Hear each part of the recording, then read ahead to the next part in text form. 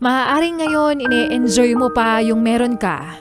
Nakakatawa ka pa, nakakatulog ka pa ng maayos.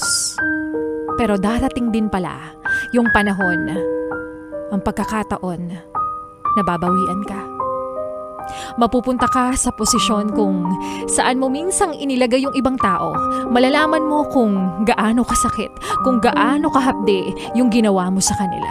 Yung tipong hindi nila hiniling na maranasan mo lahat ng pinagdaanan ng taong ginawan mo ng masama, pero tadhana na ang nagtakda, tadhana na ang humusga.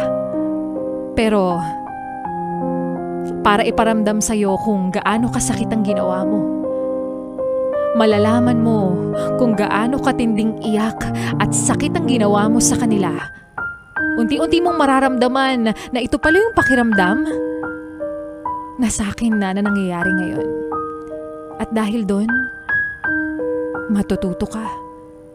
Matututo ka dahil nakarma ka na. Dahil bilog ang mundo, hindi sa lahat ng pagkakataon akala mo nasa taas ka. Akala mo masaya ka sa kabila ng lahat ng ginawa mo. Karma is real. Kaya always be kind to everyone. Dahil ang karma, parang credit card lang yan. Enjoy now